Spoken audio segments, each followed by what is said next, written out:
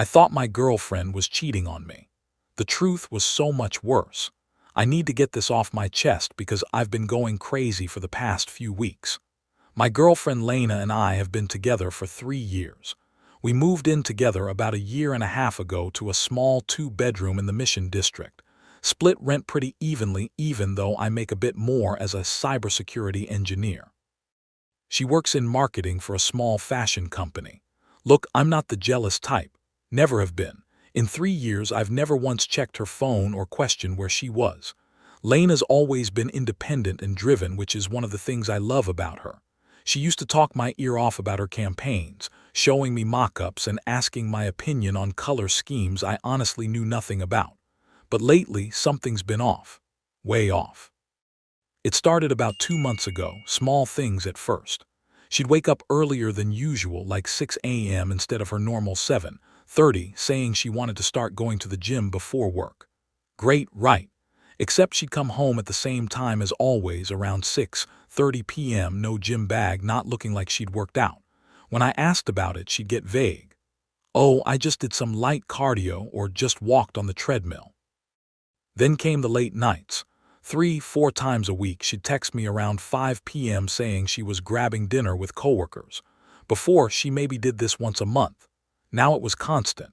She'd come home around 10 p.m. claiming she'd been at some restaurant downtown, but she never seemed satisfied. No doggy bag, nothing. If anything, she seemed anxious, would go straight to the bedroom to change into comfortable clothes. The phone thing really got to me, though. Lena used to leave her phone lying around everywhere, on the couch, the kitchen counter, charging by the bed. Suddenly, it was glued to her hand. She'd get calls late at night and immediately walk out to the balcony to take them. When I'd ask who it was, she'd say just a friend or work stuff. At 11 p.m. on a Saturday, and here's the kicker, she put a passcode on her phone. In 3 years, she'd never had one. I only noticed because I went to use it to check the weather one morning. My phone was dead and couldn't get in. When I mentioned it later, she got defensive. I'm allowed to have privacy, Ryan. Of course she is, but it just didn't feel like her. It all felt wrong. I tried to talk to her about it. Really, I did. Hey, you doing okay? You seem stressed lately. She'd brush me off. I'm fine. Just busy with work. The second time I asked, she sighed heavily. Ryan, I'm handling it. The third time, she actually snapped at me. Can you stop hovering? I feel like I can't breathe. That hurt. I wasn't trying to smother her, I was worried. So yeah, I started thinking the worst. The classic signs were all there, right? Late nights, mysterious phone calls, emotional distance, new passcode. I felt sick thinking about it. Lena and I had talked about marriage. I'd been saving up for a ring. Then last week, I found something in her bag. I wasn't snooping. She'd asked me to grab her lip balm from her purse. But when I opened it, I saw a business card from a company I didn't recognize. It was tucked into a small envelope with what looked like an interview confirmation letter. My stomach dropped.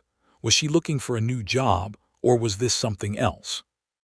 The company was across town, the kind of trendy startup with a flashy website. I looked them up later. Tech industry, cool office space. The kind of place where a good-looking marketing coordinator might meet someone new. I started noticing other things. She'd been doing her makeup more carefully in the mornings. Not like she was trying to impress me, like she was trying to impress someone else. New perfume. She'd wear it even when she said she was just running to the grocery store. I felt like I was losing my mind. Part of me wanted to confront her, demand to know what was happening. But another part of me was terrified of what she might say. What if she admitted it? What if there really was someone else? So I'm here, asking strangers on the internet for advice. Am I crazy? Are these signs of cheating? And if they are, what the hell do I do about it? Edit. Thanks for all the responses so far. A lot of you are saying to just talk to her, and you're right. Some of you think she might be cheating or planning to leave. I honestly don't know which option scares me more. Update 1. Okay, so I didn't follow most of your advice about having a calm, rational conversation. Instead, I did something I'm not proud of. I tracked her. Not in a creepy, hire-a-pie way. We have find my iPhone set up for emergencies, and I checked where she was going during the day. I told myself I just needed to know if she was actually at her office or meeting someone else. What I found confused me even more. Monday. She left at 8 a.m. wearing her work blazer. But instead of going to her office on 3rd Street, her location showed her at a WeWork in Soma. She stayed there from 8:30 a.m. until 4 p.m., then moved to a Starbucks for 2 hours. She finally came home at 7 p.m. looking exhausted. "How was work?" I asked casually. "Fine, busy day." She went straight to the bedroom. Tuesday, different location. A building near City Hall. I Googled it, Job Bridge Career Services. Resume workshops and job placement. She was there from 10 a.m. to 2 p.m., then the public library until 5 p.m. "Hey, what's that?" I asked, seeing a folder she quickly hid. "Just some paperwork." Wednesday, she spent the entire day at a Panera on Market Street, 9 a.m. to 6 p.m. What kind of work requires sitting in a Panera for 9 hours? I was so confused. This didn't fit the cheating narrative I'd built in my head. Career centers, parking spaces. What the hell was going on? Wednesday night, I couldn't take it anymore. She was on her laptop at the kitchen table, and I walked over and just asked, "Are you looking for a new job?" The look on her face. I'll never forget it, pure panic, like I just caught her with her hand in the cookie jar. She slammed her laptop shut. That's none of your business." "None of my business. Lena, we live together. We've been together 3 years. If you're planning to leave your job, don't you think I should know?" She looked away, avoiding my eyes. "It's complicated, Ryan." "Complicated how? Just tell me what's going on." She stood up, grabbed her laptop, and walked to the bedroom. "I can't talk about this right now." I followed her. "Can't or won't?" "Both." She spun around, and there were tears in her eyes. "Just drop it, okay?" But I couldn't drop it. The next day, while she was in the shower, I looked at her laptop. It was open on the bed, still logged into her email. I saw her LinkedIn profile pulled up in one tab. The banner at the top said "Open to Work" with a green circle, listing her preferred job types: marketing coordinator, content strategist, digital marketing manager. My hands were shaking as I scrolled through her recent emails. Job applications. Dozens of them. Different companies, different positions. I saw emails to hiring managers with subject lines like "Following up on marketing coordinator position" and "Thank you for your time today." Marketing coordinator positions at companies I'd never heard of, content strategist roles at startups, even some internships that seemed way beneath her experience level.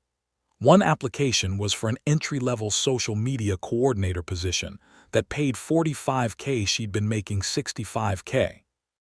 But worse than the applications were the rejection emails.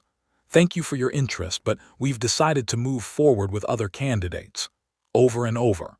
Sometimes they were form letters, sometimes more personal. I could see the timestamps. Some of these interviews had happened on days when she'd told me she was working late on a campaign. The rejection emails kept coming, week after week. Then I saw the email thread with her friend Monica. The preview line read, "It's killing me having to lie to him about where I'm going every day." My throat went tight. I clicked it. Monica had written, "Lena, you need to tell Ryan about the job situation. He loves you. He's not going to judge you. It's been 6 weeks. How much longer can you keep this up, Lena? As long as it takes. Not until I have something lined up." My throat went tight. I heard the shower turn off. I closed the laptop and left the room, my mind racing. That night I didn't say anything. Neither did she. We ate dinner in silence and she went to bed early. I stayed up until 2 a.m. trying to piece it together. She wasn't cheating, but she was definitely lying about something big. And whatever it was, it had to do with her job. Or her lack of one. The next morning, Friday, I woke up determined to get answers. But when I came out of the bedroom, she was already gone. No note, nothing. I checked Find My iPhone. She was at another coffee shop across town. I texted her, "We need to talk tonight." 3 hours later, she replied, "Okay." That's where I left it. I don't know what she's going to tell me tonight, but I have a sinking feeling it's going to change everything. Update 2. I need to type this out while it's fresh because I'm still processing. Lena came home at 6:15. I was sitting on the couch, and the second I saw her face, I knew she'd been crying. Her eyes were red and puffy. She put down her bag and just stood there in the doorway. "I know you've been checking my location," she said quietly. "I'm not stupid." I didn't deny it. "I needed to know what was going on. You've been lying to me for weeks." "I know." Her voice broke. She walked over and sat down on the opposite end of the couch as far from me as possible. "You're right, I've been lying," I waited. "Ryan, I lost my job 7 weeks ago. Everything stopped." "What?" "They laid off half the marketing department. Budget cuts. I got the email on a Wednesday morning, had to pack my desk that same day." She was crying now, really crying. "I've been pretending to go to work every day because I didn't know how to tell you. 7 weeks. She'd been keeping this up for 7 freaking weeks. Why?" I couldn't understand. "Why would you lie about that?" "Because you're doing so well," she gestured wildly. "Your career is perfect, you're stable, you're successful, and I'm a failure. I couldn't even keep a basic marketing job. Do you know how humiliating that is?" "Lena, layoffs happen. It's not your fault, but it feels like my fault." She was almost shouting now. "Everyone on LinkedIn is posting about their new jobs and their promotions, and I can't even get a call back. I've applied to 63 positions, Ryan. 63. You want to know how many interviews I've gotten? 4. And I bombed all of them. I could see them writing me off in freaking real time." I moved closer to her, reaching for her hand, but she pulled away. "It's not. There's more." My stomach dropped again. What else could there be? "I'm in debt, bad debt." She was staring at her hands, fingers twisting together. "I have about $12,000 in student loans and credit card bills combined. Student loans are around $4,000, the rest is credit cards. When I was working, I was managing it fine, paying about $800 a month between everything. But now..." She pulled out her phone, opened her banking app, turned it toward me. I could see 3 credit card balances. Chase, $4,127, Capital One, $3,845, Discover, $2,016, and then her checking account balance, $347. I've been using my credit cards to pay minimums on other credit cards. Last month, I took a $500 cash advance from Capital One to make the minimum payment on Chase. The cash advance fee was $50, plus the interest rate is 27.99%. I did the math. If I keep going like this, I'll owe $20,000 by the end of the year. I've been getting cash advances to make it look like I still have income, depositing them into checking, then transferring them right back out to pay bills. The interest is killing me, but I didn't want you to know. I didn't want you to see me as a burden." She showed me her last credit card statement. The minimum payment was $125, but the interest charge that month was $112. She was barely making a dent. I felt like someone had punched me in the chest. "A burden? Lena, we're partners. Are we, though?" She looked at me with this expression I'd never seen before. Pure anguish. "Because I don't feel like a partner. I feel like someone you have to take care of, and I can't stand it. Every time you'd ask me how work was, I wanted to die inside. Every time I saw you transfer money for rent, knowing I was barely holding on financially, it killed me. So you lied instead. You pushed me away." "Yes, because I was ashamed." She stood up, pacing now. "Do you know what it's like to watch everyone around you succeed while you're failing? To see your boyfriend making good money, advancing in his career while you can't even get hired for an entry-level position? I didn't want you to look at me the way I look at myself. And how's that? Like I'm worthless." The word hung in the air between us. I tried to reach for her, but she stepped back. "Lena, I would never. You say that now. But what about when I can't contribute to rent? What about when you have to pay for everything because I'm broke? How long until you start resenting me? How long until you realize you can do better? Is that really what you think of me?" I was angry now, actually angry. "You think I'd leave you because you lost your job? You think I'm that shallow? I think you deserve someone who has their shit together." She was crying harder. "And right now, that's not me." We stood there, both of us breathing hard, both of us hurting. "The worst part," I said, my voice shaking, "isn't the debt or the job loss. It's that you thought you had to handle it alone. It's that you didn't trust me enough to let me help you." "It's not about trust." "Yes, it is." I was yelling now, couldn't help it. "You trusted me with your heart, but not your problems. What kind of relationship is that?" She grabbed her purse. "I can't do this right now." "Where are you going?" "My mom's. I need space to think. Running away won't solve anything. Neither will staying here." She was at the door. "I'm sorry, Ryan. I'm sorry I'm not who you thought I was." Then she was gone. I sat there on the couch for probably 2 hours just staring at nothing. My phone buzzed a few times, texts from her saying she got to her mom safely, that she needed a few days, that she was sorry. I didn't respond. Here's what kills me. I wasn't mad about the job. I wasn't even mad about the debt. I was mad that she'd suffered alone for almost 2 months, thinking I'd judge her, thinking I'd leave her, thinking she wasn't good enough for me. What kind of relationship did we really have if she believed that? It felt like she didn't even know me at all.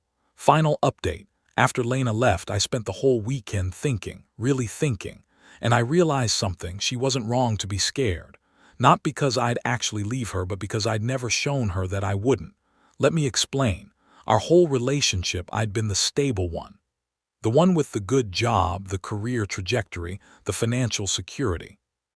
And I'd never thought about what that might feel like for her. To always be the one who made less, contributed less, had less to offer. I'd never asked her about her work stress or her financial anxiety. I just assumed she was fine because she never said otherwise. So Sunday night, I texted her. I'm not mad at you for losing your job. I'm not mad about the debt. I'm mad because I love you and you were hurting and I didn't know. But I should have known. I should have made you feel safe enough to tell me. She called me an hour later, crying. We talked for 3 hours.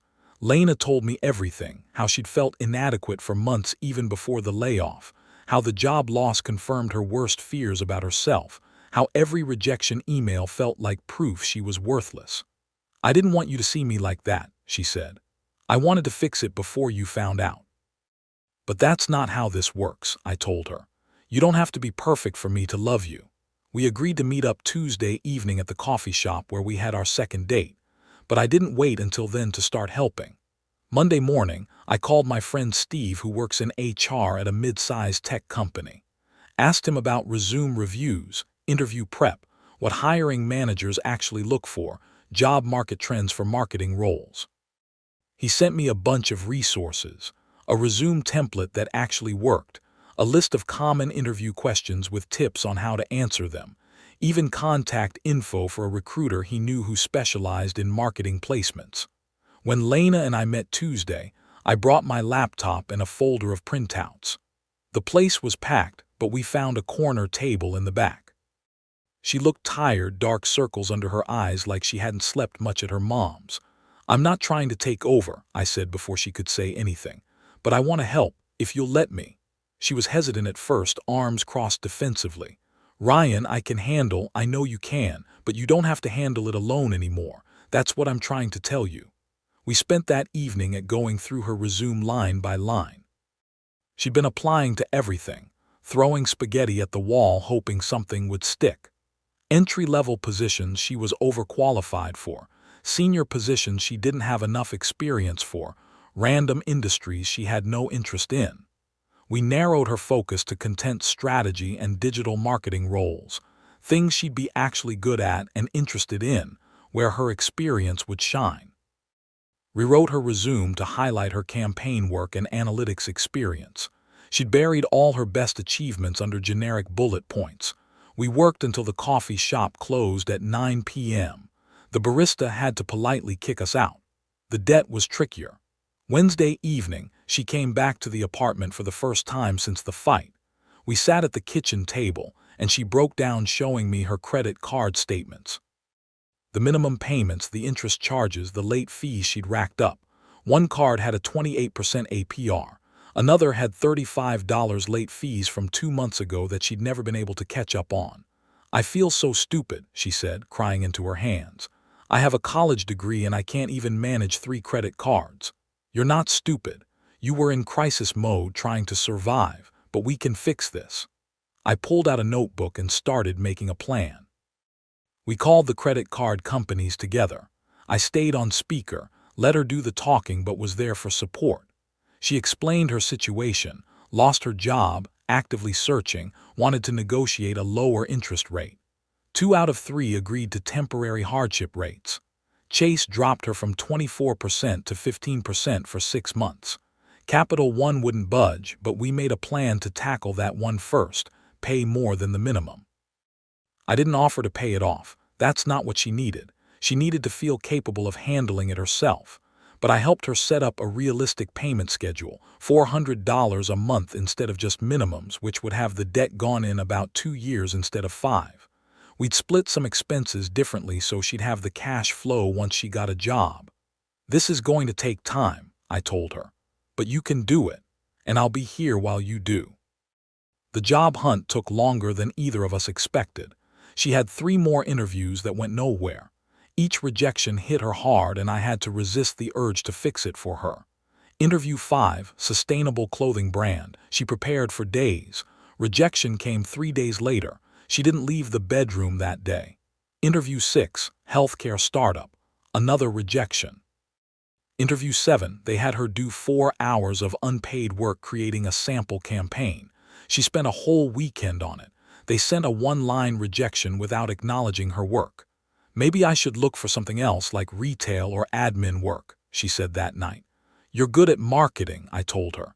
These companies just don't deserve you, but one will. Then 2 weeks ago, something clicked. She interviewed at LearnPath, an education tech startup, for a content strategist position. First interview with the hiring manager went well. Second interview with the whole marketing team. They asked her to present a mock campaign. She spent 3 days preparing. I think it went well, she said afterward. They were tough but fair. The hiring manager called the next day. Lena put it on speaker, hands shaking. Hi Lena, it's Patricia from LearnPath. We'd love to offer you the content strategist position. $72K, full benefits, start a week from Monday if that works. Lena cried, happy tears. I did it. I actually did it. The salary was better than her old job, $72K instead of $65K. She started the new job last Monday. First day, she left at 7:30 a.m. in a new blazer. I picked her up at 6 p.m. She came out looking lighter than I'd seen her in months. Ryan, the team is amazing. Patricia gave me a tour. My desk is by a window, and I'm leading the campaign for their Q2 product launch. At my old job, I had to fight for every idea. Here they actually value them. She couldn't stop smiling. By week 3, she was talking about long-term strategy and career growth, which brings me to yesterday. I've been carrying the ring around for a week, waiting for the right moment. Not because of the job. She didn't need a job for me to want to marry her, but I wanted her to feel good about herself first.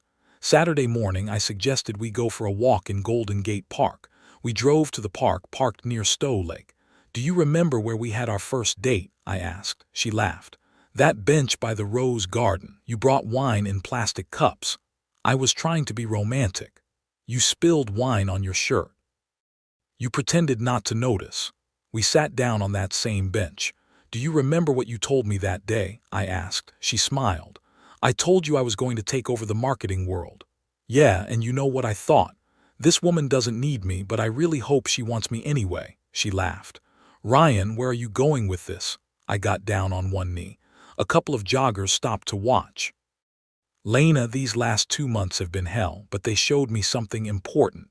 You thought losing your job made you less worthy of love. You thought debt made you a burden. You thought you had to be perfect for me to stay. I pulled out the ring. But here's what I learned. I don't want to build a life with someone who's perfect. I want to build a life with someone who's real. Someone who fights through hard times. Someone brave enough to be vulnerable. That's you. That's always been you. Will you marry me? She nodded, couldn't get words out at first. Then, yes, God, yes. We sat on that bench for another hour, just holding each other. Later that night, she posted in our private friend group chat, I'm engaged. He saw me at my absolute worst and decided that's exactly who he wants to spend his life with. Her friend Monica responded, about damn time. You two have been disgustingly in love since day one. So yeah, we're getting married. She's killing it at her new job. She's making payments on her debt and feeling good about it. We're in couples counseling to work on communication and trust. To everyone who commented on my posts over the past month, thank you. Some of you told me to dump her. Some told me to grow up. Some told me exactly what I needed to hear. The truth is, relationships aren't about staying together when things are easy. They're about staying together when things are hard and choosing each other anyway. Lena is the strongest person I know. Not because she never fails, but because she keeps going even when she does. And I'm the luckiest guy in the world because she said yes.